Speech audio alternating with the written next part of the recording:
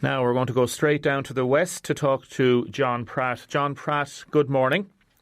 Good morning, Damien. Are you in the city or are you down in Tallow or Lismore? Where are you? I'm actually in Tallow at the moment. Till later on, yeah. And the weather is nice there, is it? Yeah, it's dry anyway. It's dry anyway, yeah. I was talking to somebody texted in there about bingo takes place in the community centre in Tallow every Sunday. Is that right? Yeah, no, and I was just listening there earlier. I think that's ludicrous to think that type of a decision could actually end up closing off an outlet for so many people. Do you know, I just can't get over it, actually, beggars belief, to be honest. Yeah, it is very, very odd, very strange, yeah. Listen, we won't keep you too long. We want to talk about what is the latest situation and what is going to happen over the next 10 days in particular regarding the negotiations on forming a new budget for the City and County Council. Just to remind people, you had a meeting last week and we don't need to go into all that, but you're the mayor, you're the head of a pact which involves Sinn Féin, the Greens, a number of independents and Labour Party councillors, and effectively there is a 1.3 million deficit or hole in the budget. Michael Walsh is the manager. He needs to get this, I suppose, fixed in some respects, and you are looking at organising a meeting with the minister to try and see if they will give you more money. Is that the situation? Yeah, I mean, I feel that there's an onus on us to push for this meeting, Damien, because at the end of the day, yes, there's a 1.3 million deficit now and they did come up with 2 million. But the reality is that doesn't go away, and that 2 million is a once-off payment. And we have to, we need to sit down. We want to sit down with the minister, all parties and none, to actually, be able to sit down, eyeball him and actually put to him why we feel that this hole needs to be filled. This is not just about this year, it's about the next 4 or 5 into the future, and it's not something that goes up to, and to be, it's not by the councillors locally, it's the central government's decision not to pay the full 3.3 million in relation to the Irish water, and we all know the ins and outs of that. Yeah, okay. We feel that should be plugged in of. And what is the situation regarding a potential meeting with the minister? Have you written to him? Has somebody contacted him? Where are we at that? Yes, we've written. There's been a letter written to them. We still haven't, as a I rang this morning, gotten a reply. It would have been sent on last Thursday or Friday. It would have been in the post Friday. So we still haven't got a reply to it. So I've actually myself been talking to Alan Kelly, our Deputy Alan Kelly, to try and see can he make, talk to Minister Phelan as well to try and give us the opportunity to. Okay, so there's a number of different players on this. There's Minister John Paul Phelan you'd be looking to talk to, or would it be Minister Owen Murphy, which or both? Well, I think the last reply we got was from Minister John Paul Phelan, so we'd be happy to meet either or now at this stage. It's just important that we actually get to sit down and have the conversation. But Minister John Paul Phelan... Would Minister John Paul Phelan have the authority to say to ye, by the way, yes, I can organise that 1.3 million and we can organise an extra payment for you? But I'm sure whether he has the authority or not, I'm sure he has the way to go back to Minister Owen Murphy on our behalf. They're more than aware of the situation. We still feel it's a situation not of our doing. Yes. We want to pass the budget, to be honest with you. I as a Labour Party person want to pass the budget, but not at any cost. And we feel that the deficit should be filled. I know. You've said that, Councillor Pratt. At the same time, you'd want to have a meeting with somebody whom you know is able to make a decision about this. But for example, if you meet Minister John Paul Phelan next Monday and he says, I'll come back to you, it could be another couple of days. You have to have this sorted by Thursday of next week, Friday at the latest. Well, we've been very strong. We've shown and we've told them in our next meeting is it's given them, as I said, this has been sent last Friday. It has given them in the bones of maybe 2 weeks. You know what I mean? So in all honesty, he should be able to come back to us and at least be able to arrange the meeting and let's find out what's their line of thought. I'm sure he'd be able to talk to Minister Owen Murphy before he'd come to meet us in the first place. So surely he'd have some guide. Yeah, and what's your plan B? So let's say, for example, the minister or the government responds and says, listen, there's no point in meeting, or if you do want to meet, we'll meet with you, but that's it, we're not giving you any more money. What's your plan B on this? Well, plan B for us is that we're looking at all the options and that this into the budget as we speak all the time, to look at what we can do going forward. So I suppose So you'll have to propose an alternative budget. Sorry for interrupting you, Councillor Pratt, but you've said categorically that you will not be looking at putting a rates increase on businesses, and you don't want to cut services. I haven't said categorically that we will not be putting a rates on business. And I want to clarify that. What I have said is that everything will be in, and maybe 5%, whether it be 5%, 2%, no percent. Like I'm just saying that we're going to look at everything and delve into the budget in its entirety and see where we can make savings, where we can, and if we have to, when it comes to it, then we can make a decision on the budget. But I have not said at any stage that it's completely off the table. Okay, and your colleagues in the Pact, though, and this is something that we raised when this was set up originally, is that some people are singing off different hymn sheets and trying to sing the same song. So Sinn Féin would say there's not going to be a rates increase. You would say, well, nothing is ruled out. So ultimately, who's going to call the shots here on this? Look, what I would say is, and I know I won't be believed, this is a completely different situation to normal, right? And people can. I still believe there's an onus on all 32 councils to pass the budget, and that's just the way it is. We're there to do a job. I personally don't want to see the minister come. Hello, John. Local authority. Sorry, yeah, go on. Yeah, no, you're okay. You fell out. The line fell for a second there. No, I understand. You don't want to see the council being disbanded. And I'd be calling and asking on everyone to think rationally about this. We are working in the background and have no doubt about it. Anyone that thinks differently is wrong. We are working in the background, doing the very best that we can to ensure that on the Thursday that we can come up with a budget which hopefully will have that 1.3 million deficit filled. You can't blame the government for everything, though, because Michael Walsh said at the meeting last week that even if the 1.3 million wasn't part of the issue here, there'd still be 700,000 approximately to find, 700,000 in either extra rates or revenue streams or cuts. So what are you going to do about that? Yes, there would, but let's be fair about it. It would be a lot easier, and no one wants to be looking for extra money at any stage in the budget, but it would be a lot easier to find 750,000. The reality is like that, I'm trying to be fair here as well, and as Mayor I'm trying to be as apolitical as I possibly can be in the situation. But the reality is central government have put this on us, and don't anybody think any differently on that. I'm not blaming the councils within our local authority because, central government made this decision not to fill the gap. And I'm calling on everyone to sit down, let's talk, let's find a way to get this over the line on the Thursday, and let's see what comes. But as I said, I really, really hope that Minister Phelan or whoever can at least allow us to sit down and have the conversation. And I would ask that all parties and none be represented at that meeting. Again, they have said that they're not going to give you any extra money. They may sit down and have a chat with you in a cup of tea, but you could be leaving that meeting empty-handed even if you do get a meeting, and you still have 700,000 euros worth of cuts to make anyway, even if the 1.3 million is not helped. It's a difficult situation, and you could also lose a few councillors from the Pact, Councillor Pratt. You could they could go to the other side. We'll be talking. We'll be trying to keep this together. I believe there's an onus on us, on all of us, and I'm sorry for repeating myself, to pass a budget. I'm elected to pass a budget. We've made decisions sometimes that have been unpalatable in the past, and I would ask that we, get this sorted going forward, but not just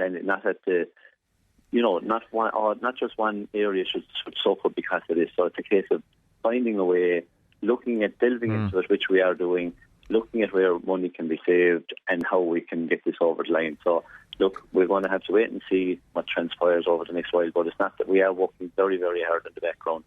And, I'm sure Fine Gael and Fianna Fáil are doing their bit on the other side as well. But there'll be no stone left unturned to try and get this issue sorted. Mayor John Pratt, thanks for joining us this morning. Thank you very much. Mayor John Pratt there. A number of people texting in. Damien, I'll give you a prediction. The councils will huff and puff. The councillors will huff and puff. They'll beat their chests. But in the end, there will be a budget. Other people saying a compromise will be found. There will be some very experienced Fianna Fáil, Fine Gael councillors in the alliance will have to be on their tips of their toes. That definitely something is going to happen. Damien, sometimes the parking, if you park in SuperValu car park, can come up to €9, says this texter. So that's maybe where that person parked as opposed to some other around the Dungarvan shopping centre. I know you can get discounts as well if you go into SuperValu, you can get money back as well. So there's issues there with that. So listen, everybody in Dungarvan, doing great, it seems, at present with the shopping, and people saying that is looking really, really well, and others saying that there should be more done with the lights. Let us know what you think. 083 333 975. Coming up next, we have William from City Vets. We want to know, do your animals have emotions? Text me, please. Now, thank you everybody for texting in regarding the competition. The answer was €500. If you're an employer, you can send or you can give your staff a €500 voucher, anything up to €500, and it will be tax free. And the winner is Anne Whelan from Graig Castle in Kilmac. Anne Whelan from Graig Castle in Kilmac. You win the €50 voucher, courtesy of Waterford Chamber. Congratulations and well done. Damien, would you ever ask John Pratt about the lights in Dungarvan? Last time you spoke to him, you asked him about the contract being given away. He said he didn't know. I'm sorry, that text only came in there a second ago and John had gone off the line. And they call it puppy love, is the headlines. Dr. Clive Wynne knew he was going out on a limb in the scientific world by suggesting that animals have emotions.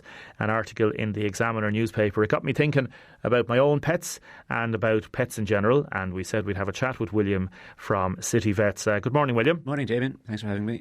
Thank you for coming in. Emotions and pets. Emotions and pets, yeah. Talk to me. Yeah, it's been something that animal owners kind of know instinctively, is that their pets have emotions, or we attribute emotion to pets. We know they have pets. So, like I have a little cat. I adopted him about a year ago. And what's his name? Mickey Mouse. And my girlfriend asked me a little while later, why did you take him? Because we'd have a lot of cats for rehoming, and we'd have, over a year or two, we'd have brought cats home for a weekend or for a few days, and just he kind of stayed then. And she asked me, why that particular cat, why Mickey? And I didn't think too much about it. I said, well, look, he was suited to an apartment, and that's fine. And the real reason was because he loves me so much. Okay, that was that, because he loves me so much. Without thinking about it. And he does. Like, he follows me around everywhere. He I can't sit down. He's up on my knee. He'd sit somewhere uncomfortable just to be beside me. If I'm not around, he gets depressed. Do you know what I mean? He loves me. There's no other way to describe it. And did this come from your treatment of him? Or No. He wasn't sick. No, he was a stray kitten, essentially, looking for a home. And we don't have any at the minute, but at times we get stray kittens in. Yes, and you do. We find homes for them. We got one with no tail there last year. Yeah. Bob, as we call him now, or Chunky. But that was so. I saw him as having emotions, obviously, and all pet owners. Another really common one that we get, actually, it's an interesting one, is someone brings the dog in for the vaccination, and they say, oh, he'll be out with me for the rest of the evening now. He said, he won't talk to me now for the rest of the night. And somebody said, oh, and I got the job to bring him in because nobody else would, because they knew they'd be upset with him. So it's very hard to, when you're observing an animal, an animal that well, it's very hard to explain their behaviour in any other way than attributing emotions to them. Well, let's try and break this down a little bit, because in the George Orwellian 1984 Animal Farm, I suppose, experience, not all pets are equal. Not all animals are equal, okay? 4 legs good, 2 legs bad, all that stuff. Some pets, so are you talking about emotions in the likes of cats, dogs? Yeah. What other animals? Well, obviously, I think the product, then scientists kind of start to look at this, and the trouble, obviously, is that you can say that's just anthropomorphism. You're just projecting your own emotions onto him, which is kind of true. At the same time, I don't say that. Like, if you go and buy like a new phone, right? You might love your new phone. You might love your new Apple iPhone, and your iPhone's really clever. It's much cleverer than your cat, but you don't. It doesn't love you. You know what I mean? So we must have some kind of reason to attribute these emotions to pets as we do. We have some kind of evidence. But it's just very hard to get that evidence in a laboratory setting, which scientists kind of need to be able to do it, or have needed in the past. So for a very long time, there was the whole of the last century, the scientific thinking was that animals don't have emotions, that we shouldn't be attributing higher psychological processes to animal behaviours, that they just behave as machines. They behave in a certain way because they're programmed to behave in a certain way. If they see a fearful stimulus, they run away, because they've experienced a fearful stimulus, not because they're feeling afraid. Okay, and that's the distinction. So how do we know that they actually feel emotions in the same way as we do? The argument was that they didn't for a long time, which is kind of a lack of understanding of the structure and the function of the brain. At that time, we knew very little about how the brain actually worked. I was just going to say about the brain, because this 2-page article is a really good Examiner article, and based on the book Dog is Love by Dr. Clive Wynne. It talks about the scientific experiments on the brain. Yeah. So we've seen a lot. So we've an understanding now of the structure of the brain, and we know now the difference between animal brain and human brain isn't anything to do with where the emotions are based. So the emotional parts of the brain, the lower parts, like the brainstem, the hippocampus, all those bits, they're present in all mammals. All mammalian brains are really similar in structure and really similar in physiology. And for example, the anxiolytics that work in humans work in cats and dogs. So that suggests that there's a similarity in the chemical processes going on in there. And what's different then in terms of the structure is the cortex. Humans have a much bigger cerebral cortex than other animals. So as you know, if you've ever had your dog out for a walk and he's got the lead wrapped around the lamppost, dogs aren't very good at working things out. Okay, they're not good at rationalising.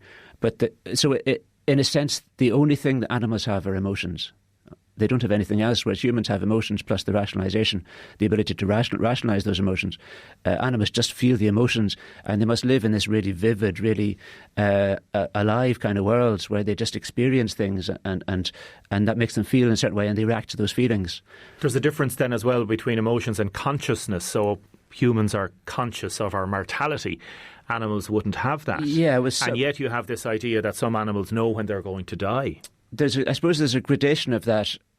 There's a gradation of that in terms of that there are clear differences and experimental differences between the great apes and other animals. Yeah. There are different levels. You're quite right. There are different levels, and apes would have like a theory of mind. They seem to have self-consciousness. They seem to have self-awareness, and they seem to have awareness that other apes or humans have a different theory of mind. Okay, that other people can see the world differently to the way that they see it, and great apes seem to be the only non-humans that are able that have this theory of mind, that have an awareness of themselves as a distinct identity, and of another as having a different viewpoint, a different identity. I think, yeah, you're right. I know there's been some, and I'm looking at this article and the scientific thing about elephants have a different perception of it. But it's a gradation of that. There's a gradation, yeah. There's a gradation, and I suppose humans have some abilities that others. But there's no. It's actually very hard to say. There's one particular thing that is uniquely human that no other animal, that all humans can do and no other animal can do. It is a scale from going all the way. I mean, they've shown empathy in honeybees. Really? Yeah.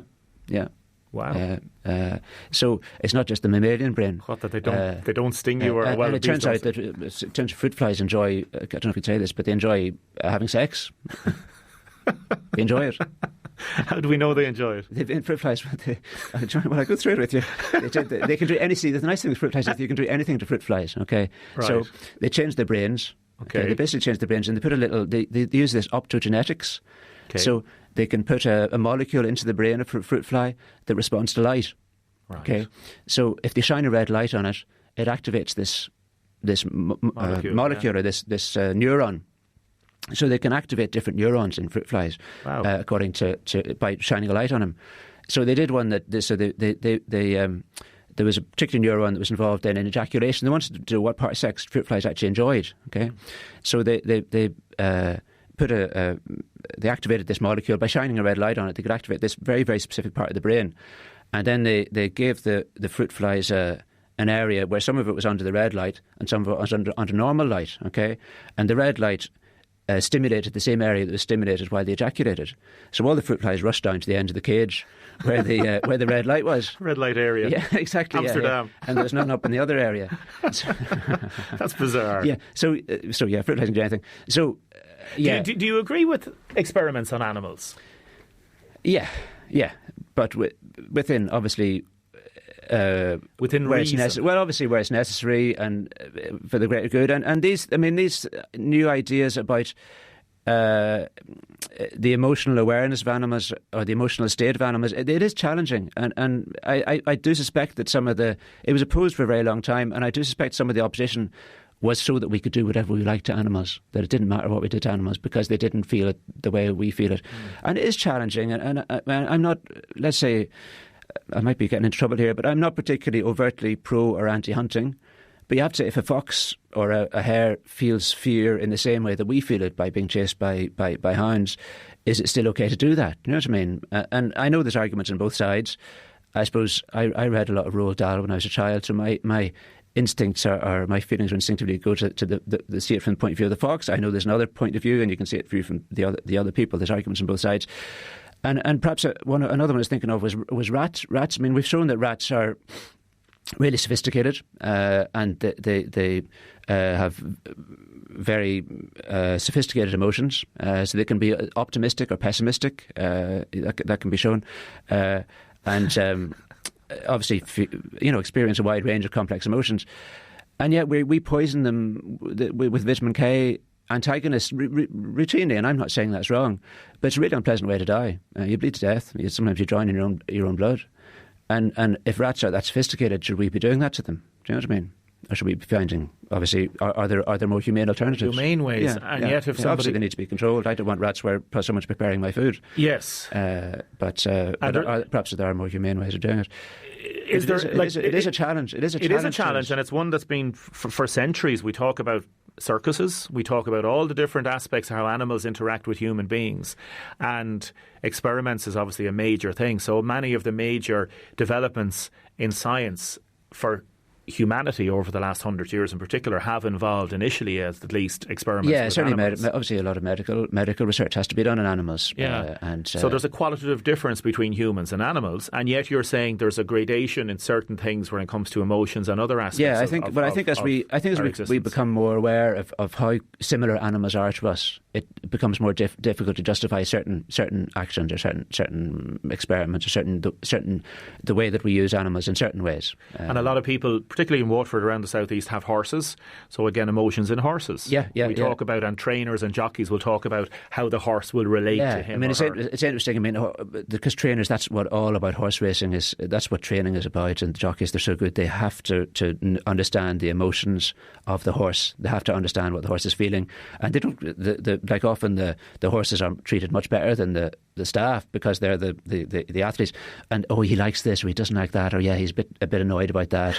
And I have a little part of a share in a horse, a racehorse. He's going to race next week. Oh, lovely! And I saw him at the Gusty Rocky. Okay, where's he racing? He's racing up in Carlow, Boris and Carlow in a point. Well, shall we see? Okay, see on Saturday. But anyway, I was out watching him being trained on Saturday, and at the end, you have to keep him walking for a little bit after being trained, just as he cools down. So I said, "Come here, I'll do that now." And I've no experience with horses. I never work with horses. So I was kind of leading him around, and that was fine. And then I kind of stopped, and I was a bit distracted. Okay, I was kind of looking at something else, and next thing he stood in my foot, right? And I thought, I was obviously standing in the wrong place or holding the wrong way. And next thing, about 2 minutes later, he did the same again, right? And it was definitely, the second time, it was definitely on purpose. Okay, so he was annoyed with me. He was a bit upset with me. He was annoyed with that, and he's like that. And so the trainer knows. He's a stubborn old fella. He's used to having his own way. He's used to do things doing this, and he wasn't happy at all about this. So he just stood in my foot, said, "Come on, hurry up! I'm ready to go home." Just to get me moving. What does the cat do when you go to work? The cat comes with me. To work? Yeah. He comes in and he kind of prowls around the kennel area and kind of flaunts the fact that he's not in a cage to all the other animals. And then he's a great gives him the two fingers. He does, and then he jumps into all the boxes with whatever is going on then, or into the cupboards, and jumps out and frightens the nurses. But he's a really funny cat. He doesn't really self-identify as a cat. He kind of thinks of himself more as a dragon. And really, now he's got a great life. The only thing that Mickey needs to make his life complete would be the ability to breathe fire and a pair of wings. He'd just be so happy. If he could have those, he'd just be so happy. It's kind of my fault. I let him watch Game of Thrones when he was at an impressionable age. He's never been the same since. We'll have to get Mickey in here before Christmas now. William Smith, thank you very much for joining us. So from Mickey to cat to ejaculating horseflies, stay with us. Now, a number of texts have come into 083 3333 975. I'm sorry, texter, we didn't get a chance to ask William this question before he left. Can you please ask William, why does my 6-year-old husky dog not want to go into her house? She would rather stay outside in the cold and wet rather than go in. We'll ask William that the next time we see him. Damien, we collected for all the charities for Christmas. What are we doing for the homeless? We'll have to do a programme on that next week, says this texter. Please. Trish has phoned into 051846123. She says she firmly believes that animals have feelings. She's a rescue dog for 8 months, from 8 months old, and she had to have him put down to sleep after 13 years. This is only 4 weeks ago. It broke her heart. Now, anybody goes to University Hospital Waterford, you walk in the front door and the reception might be busy. You may not know who to go to, who to talk, where is a particular ward, what to do, because it's a very, very big place. So what happened in the last 18 months or so, a number of different people within the hospital got together to set up a system where they have volunteers going in different times of the morning and the afternoon and basically standing in blue high-vis jackets and talking to people and advising them where to go. Somebody might be very upset about something. They may be visiting somebody on a cancer ward, maybe palliative care. You don't know where they're going to go. And they'll actually walk them right up to the ward and talk to them as they're going if they need to talk. And it's a nice little service. So I went over to the hospital yesterday. I spoke to a number of people involved in the service. And here is the little report. Hi, I've got Joni McGrath here. I'm the Quality and Audit Manager in University Hospital Waterford, and I'm coordinating the volunteers here with the last 2 years. We've got Bridget. Bridget is one of our earlier volunteers. She came when Bridget started with us initially, so she did. And I suppose where we started was the friendly front door, in that we had people coming into the hospital. We recognised that they didn't know where they were going, and the staff were quite busy, and you know, it's all very difficult. So we have 2 or 3 people there every morning, and they're easily identifiable by their blue high-vis vests, and they come along and they show the patients where they need to go. And it's actually so well received, because people come into hospital and they're frightened. By the time they get here, they've gone through the traffic, the car parking and everything, and everybody's coming in and they're nervous and anxious. So they meet these real friendly people here at the door, and they know where they're going. Is it like something that you'd sort of wonder why it was never done before? Absolutely. I mean, we can't understand. I suppose we do know why it wasn't done before, but I suppose one of the things when I moved into quality was that we knew that this was a deficit there, and I'm very lucky with all of the volunteers that I've got. So I have, we give them a little bit of training, and we've now expanded to doing some work in the emergency department, and we do afternoons as well, where we started off very slowly at mornings only. And now we're working in the afternoons, and we're also covering the emergency department in the morning, which is fabulous. I'll come back and ask you a little bit about more of the volunteers. Pierce Park. Tell us about the family in Pierce Park. Oh yes, full-in family from Pierce Park. Yeah, Mossy and Nancy were my parents. Yeah, and we actually still live there, kind of. I worked in WIT for 20 years. Very good. Yeah.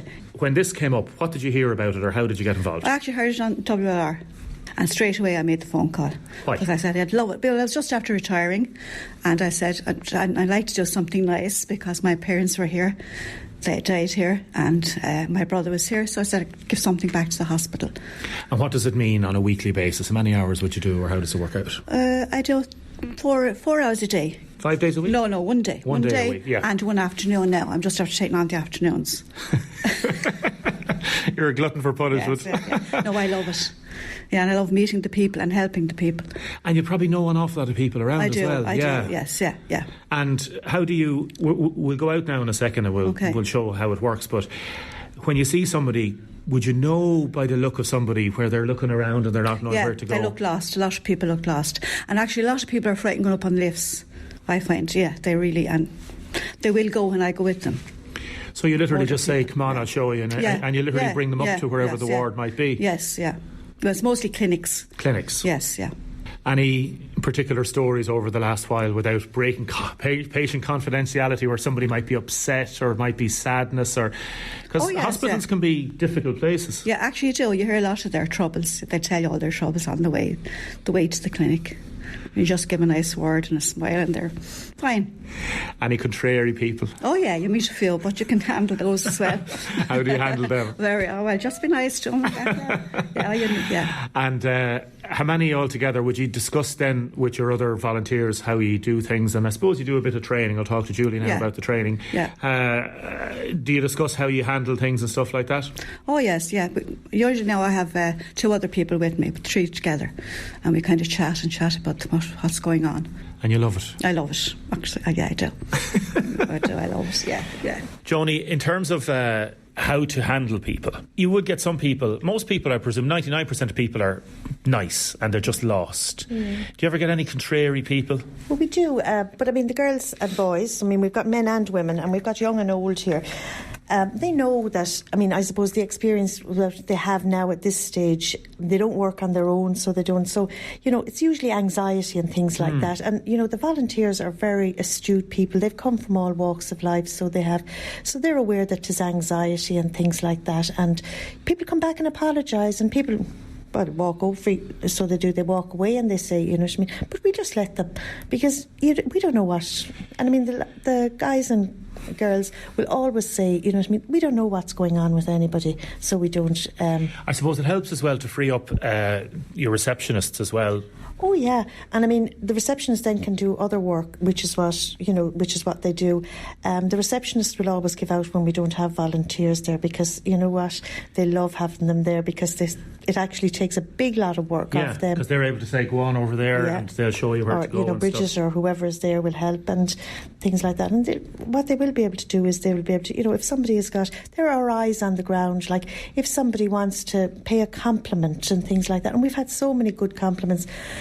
So we have, the girls, the volunteers will be able to come back to us and say, well, I met so-and-so and this is what they've said about it. The other thing what they have done is, like, they can see things if there's, something, an accident waiting to happen. Like, I mean, one of the volunteers was able to tell us that, something was wet, the floor was wet, and we can get that sorted. Well, you know what I mean, before it becomes a problem, because they're out there on the floor, there are eyes and ears out there, and they know that they can come into any of us any day and tell us that, I saw, or we've got a shortage of wheelchairs, or we've got something, and they can come and talk to us about it, and we can actually deal with it.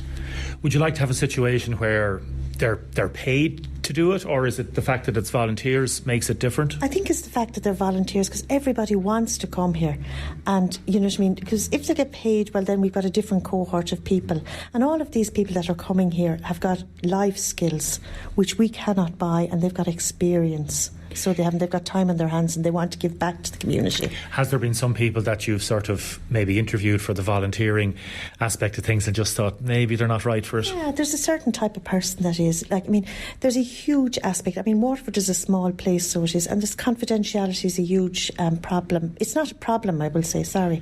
Confidentiality is a huge issue, and some people don't. Initially, when we started, people were steering away because, if somebody comes into the hospital, well, they're coming here for a reason and they worry about it. But I can see in the last 18 months that has actually changed. People don't avoid the volunteers because they've actually been told, and they've signed the same confidentiality clause as staff. So that wariness is gone now, so it is, because of the fact that we have got such a high profile and very good volunteers. I mean, there were some people who were not suitable. And, it's like all walks of life. Absolutely. OK, Bridget, we'll go out and see how you get on. So we're in the general reception area here. So how does this work? Well, I suppose we're watching here. We're here now and we're waiting for people to come in. So there's somebody here at reception now, but he's being helped. So we're looking around, I suppose, all the time to see if somebody needs directions and things like that. Hi, are you okay there? And you can sort it. Yeah, this is what we do, just stand around here. Is that on? So you just basically keep an eye and have a chat with people. And if you find someone kind of looking around, sometimes by the thing they have in their hand, they're looking at the referral letters or whatever it is. If they want to go to bloods, you kind of know straight away. Somebody is lost, somebody is old, if they're looking for a wheelchair, you kind of get the wheelchair for them out of the reception. What's the job satisfaction here? Is it just the fact of helping people? Yes, is it? I think, and meeting people and talking to people. I love it. We were talking about being paid for it. It would make it different if it was paid for, wouldn't it? Would you prefer, do you like the fact that you're volunteering? Yes, that's it. I like that, yeah. I'm actually thinking of volunteer for something else as well now, just full of energy. I suppose the most important thing is then that they go off every morning then for a cup of tea and a scone. They do, they go down. So we actually, they have got their car parking. They get the same entitlements as what we do here. The car parking and things like that, which is very important for people because we don't want them to run up expenses coming here because, that's a big thing. So we go for a cup of tea to the staff canteen, which is, which they have, and whatever else, a bit of breakfast maybe. And, at Christmas then they do the Christmas breakfast with us and things like that. So, you know what I mean? I suppose we are quantifying the amount of work that they do that we don't have to do. Because we do appreciate the volunteers. Again, the emergency department is something that you've expanded the service into? Yeah. What we're doing in the emergency department, and we all see that there's lots of waiting and time like that, and there's, hold-ups and things. So what we're doing at the moment is we're going to the emergency department every morning. We talk to all the patients there. They may need another blanket, another pillow. We've got some toiletries. If people come in as an emergency, so we've got a stack of toiletries, and we've got some clothing that they can wear, and give them drinks and whatever else needs be. So we do. So that's actually really working very well because of the fact that, we do know that the nurses are extra busy down there. So, it's just these little patient comforts, and that's, and it's just very small, but it is very well appreciated. Coming from Carlo. You're going to Medical 6 now. You're going to bring this man to Medical 6. Yeah. Are you okay there? I want to get the wheelchair through the doors. How do I want it? I'll get you a smaller wheelchair. That's the only. It took me half an hour to find that. All right. Here we go. Look at that. There you go. Now, is that okay? Joni, if anybody wants to get in touch with you, if they're interested, what do they do? They can actually just give me a call on here in my number here in the office on 051 848527, and I can talk to them about it. There's just a small application form to be filled in, and just for anybody that's worried, we actually do a bit of training, so we do with them before they start. And the only thing that we do as well is that we're legally obliged to guard and vet everybody that comes through, but we do provide training, so we do on what they should be doing and what they don't have to do. So everybody is welcome, men, women and over 18. What's the number again? 051 848527, and it's Joni McGrath. Thanks very much. Now this evening. Now, what did you have to do there? I just had to bring Lady up to pulmonary health care up on the second floor. Yes, that's it. Did you have a little chat on the way? Oh, I did. Yes, she was from Carlo. Lovely person. Yeah. And was she surprised that you were here, or somebody to help her like that, or what did she say? She wasn't. No, she seemed to know. Most people now are beginning to kind of recognise, with the blue high-vis jacket. Yeah. And as you said earlier, you get people from outside of Waterford. You get Carlo, Kilkenny, Wexford, Cashel. All the way, yeah. I'll let you get back to work. Keep up the good work. Thank you very much, ladies. Thank you. Very much. Thanks. Well done, Bridget, and everybody involved in the volunteering service over there. Damien, if you have any councillors or council people on, please, can you ask them in the future, says David, how much money do they spend on hiring plant and equipment, such as vans, sweepers, etc.? All the monies go to companies from outside of Waterford. It's dead money. If you hire something on a permanent basis, it must be kept. It's cheaper to buy it. So why are the council doing this, or are they doing it? Please ask this question. You may not get an answer, but please ask the question. A letter to the Irish Times today from Father Peter McVerry. Sir, I attended a court with a young homeless boy who has been charged with a theft of a bottle of orange value €1. Another homeless man was charged with theft of 4 bars of chocolate value €3. A TD, on his way to or from his full-time, very well-paid job in Brussels, stops in Dáil Éireann to sign in so that he can collect a full 51,500 expenses for his attendance in the Dáil. Yours, Father Peter McVerry, Jesuit Centre for Faith and Justice, Gardner Street, Dublin. Now, we've 2 items to cover before the end of the programme. We've run over time a little bit because we were talking about ejaculating fruit flies. But first I'm going to go to Jonathan Claridge, EU Communications Rep. Good morning, Jonathan. Good morning. Free public screening and panel discussion at the Omniplex in Waterford City tomorrow at 11:30 on the future of Europe. Explain this to me, please. Yeah, we have 6 short films from leading European directors, followed by a panel debate with local experts, Siobhan Rudden from the Southern Regional Assembly, Jerry Arthurs from Waterford IT, and Stan Cook from Dunhill Eco Park. And everyone is welcome, and it's an event that's meant to get people thinking about what the EU means to them and what the EU means for Waterford more generally. It's a good panel of people to line up, and it's a free event, but participants must register in advance by securing a ticket, and they go on to, is it Eventbrite? Eventbrite, if they go onto Eventbrite and type in Waterford, the event will pop up there, and it's called EU and Me. So look out for that, and I would encourage everyone to come along. It's going to be a really action-packed morning of films and debate. So it goes from 1:30 tomorrow, 11:30 in the morning until 1 o'clock in the afternoon. So eventbrite.ie, and it should be a good panel debate and good discussion as well. Would you say, Jonathan? Yeah, there's all sorts of issues about, what does the EU mean in people's lives? Yes. In terms of work opportunities, travel, farm support, education, what the support has been in Waterford, where, certain projects have been supported with EU funding, equal opportunities, all this type of issue. Brexit, of course, all these issues will be there for people to learn about and discuss. Super.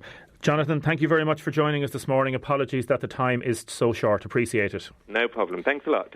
Thank you very much, Jonathan there. Jonathan Claridge there from the EU Communications Rep. And now we have Lucille on the line. Lucille, good morning. Good morning, Damien. Lucille Redmond from iBike Dublin. You're on your way from Dublin to West Waterford to present Dervla Murphy with an inaugural Inspiring Cyclist of the Year medal. This is fabulous. Tell us about this, please, Lucille. Well, iBike Dublin is a group of people. We got kind of sick of the city being all pretendy with its bike lanes, streaks of paint and cars parked all over them and everything. And we decided to really agitate non-violently and peacefully, but actively for safe cycling infrastructure. So we've done various things, and we decided we wanted to give a medal to the Inspiring Cyclist of the Year. And the obvious choice for the first one was Dervla Murphy, whose book Full Tilt, Ireland to India on a Bicycle is a fantastic account of a cycle in 1963 across Europe, across the parts of the Soviet Union and Iran, Pakistan, Afghanistan, all the places that are in the news now. And, it's an amazing read. It really is. It was first published in 1965. It's called Full Tilt, Ireland to India with a Bicycle. And at a time when people weren't doing these types of travel books, it was a phenomenal publication and still reads very freshly. It's still an excellent read. So you're literally going down to Lismore as we speak, and you're going to present this medal. What time is it happening today, Lucille? 2 o'clock, Damien. And where is it happening? It's happening at the Old Market in Lismore. So if anybody's around Lismore, Tallow, West Waterford this morning, can they go and be part of the celebrations? I would hope so. But that's up to Dervla Murphy herself. Yes, and it's a lovely thing to do. It's a nice, important thing to do. And it's as you say, it's the first presentation of this medal, and people that are passionate about cycling. And she is also, she's human and humane in a way that an awful lot of people haven't been, when they're exploring and when they're writing. She writes very much about people's ordinary lives, and she comes across people who, in places like Siberia and Gaza and in Limpopo, in different parts of the world where people are under huge stress from things like, corporations stealing their water and other countries stealing their land or their fish. But she talks to them just as person to person, and she writes about them as writing just about ordinary people. And then at the same time, she's this extraordinary adventurer who writes about storming across the mountains of Afghanistan, half dead from sunburn, sometimes with heat stroke, sleeping out in the icy cold and the blazing heat. No nonsense about tents or anything. And I know... No mobile phones, no phones. Yeah. No letters. And Dervla continued many books on travels from Siberia to Cameroon, Transylvania, Israel, Cuba, Rwanda.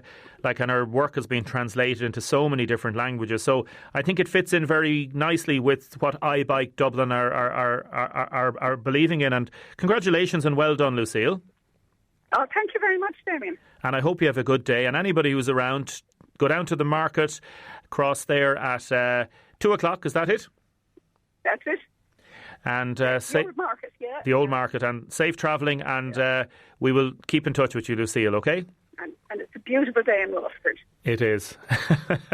Lucille, thanks. All the very best. Thanks very much, Damien. That's Lucille Redmond there from iBike Dublin.